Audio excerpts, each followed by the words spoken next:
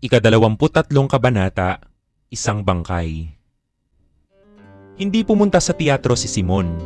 Ika-7 ng gabi nang umalis siya sa bahay, balisa at malungkot. Nakita siya ng kanyang mga alila na makalawang bumalik na may kasamang iba't ibang tao.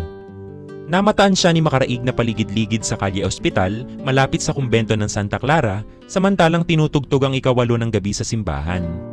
Noong ika-9 ng gabi ay muli siyang nakita ni Cameron Cosido sa paligid ng tanghalan, nakikipag-usap sa tila estudyante, binabayaran ng tiket nito para sa teatro at muling nawala sa dilim. "Ano ngayon sa akin?" ulit ni Cameron Cosido. "Ano naman ang mapapala ko sa pagsusumbong sa bayan?" Si Basilio, tulad ng sabi ni Makaraig, ay hindi nga pumasok sa teatro. Mula nang manggaling ito sa San Diego upang tubusin sa pagkakaalila ang kanyang kasintahang si Huli, ay muling nahumaling sa kanyang mga aklat. Nagpapalipas ng panahon sa ospital at inaalagaan si Kapitan Tiago. Naging masungit at bugnutin ang may sakit. Sinusumbatan siya nito, sinasaktan at minumura kapag nakaramdam ng panlalambot dahil sa kauntian ng apya na sinisikap ibigay ng katamtaman ni Basilio. Nagtitiis si Basilio dahil alam niyang ang kanyang ginagawa ay sa ikabubuti ng pinagkakautangan ng loob. Ngunit kung gipit na gipit ay nagpapahinuhod na si Basilio. Matapos malugod ay lumalamig ang ulo ng kapitan, nalulungkot at tinatawag niyang anak si Basilio, napapaiyak sa pag-aalala ng binata, sa mabuting paglilingkod at pangangasiwa sa kanyang mga paupahang bahay at sinasabing siya ang pamamanahan. Ipinagpapatuloy niya ang pag-aalaga at pagbabantay ng mabuti. Ngunit ang may sakit ay unti-unting lumuluba araw-araw. Binawasan ni Basilio ang dating dami o hindi pinahihintulutang humitit si Kapitan Tiago nang higit sa itinakdang dami, ngunit pagbalik galing ospital o mula sa pagdalaw niya'y napapansing nakatutulog ito ng mabigat gawa ng apyan. Naglalaway ito at namumutlang parang patay. Nang gabing magtanghal sa teatro ay nag-aaral si Basilio sa harap ng isang matandang mesa. Isang matandang bungo, buto ng tao at makapal na aklat ang siyang nakakalat sa mesa at mayroong isang palangganang tubig at espongha. Ang amoy ng apyan sa kabilang silid ay nakapagpapaantok sa kanya, ngunit nilalabanan niya sa pamamagitan ng pagbabasa ng aklat sa medisina. Nakarinig si Basilio ng yabag sa hagdanan. Pagkaraan ay naulinigan niyang papalapit sa kinaroroonan niya. Itinaas niya ang kanyang ulo, nakitang nabuksan ang pinto at sa buong pagkamangha ay nakita niya ang malungkot na ayos ni Simon. Mula sa pagkikita nila sa San Diego, hindi na nakipagkita si Simon kay Basilio o kay Kapitan Tiago. "Kumusta ang may sakit?" tanong ni Simon pagkatapos na hagurin ng tingin ng silid at mamataan ang mga manipis na aklat.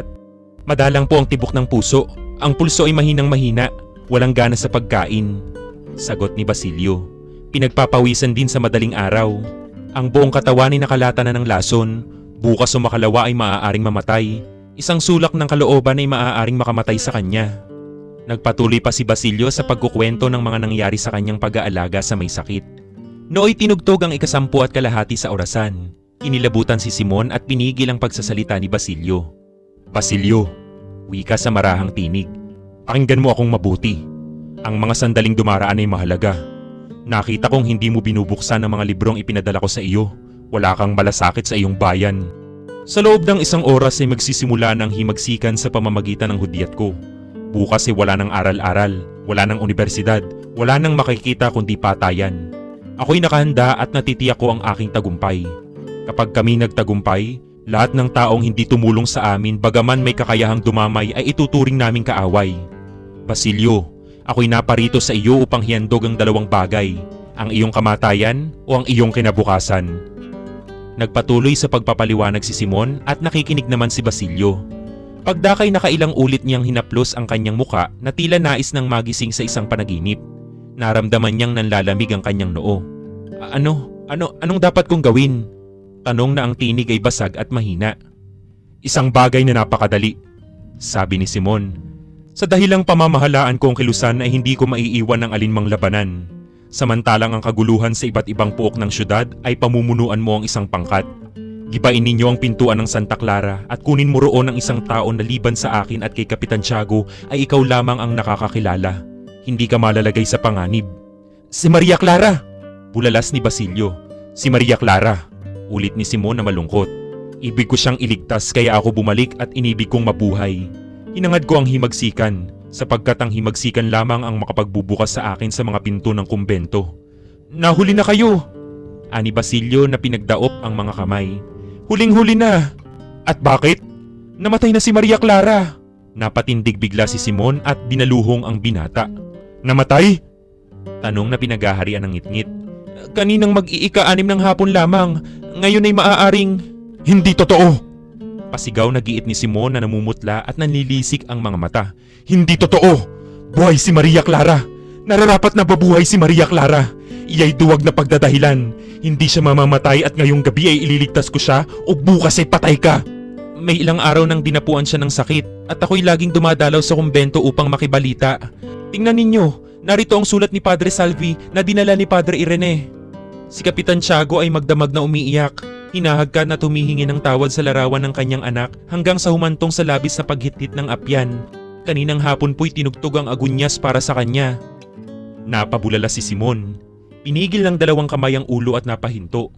Naalala niyang nakarinig siya ng tugtog ng agunyas ng mga sandaling paligid-ligid siya sa kumbento. Patay na. Mahinang bulong na waring ang pagsasalita'y isang anino. Patay. Nang hindi ko man lamang nakita. Namatay na hindi ko man lamang. Ako'y nabuhay ng dahil sa kanya. Namatay na nagtitiis. Naririnig ni Basilio ang mga sigaw ng hinagpis ni Simon habang paalis ito. Ang pinto'y bumalagbag sa pagkakasara. Kaawa-awang tao.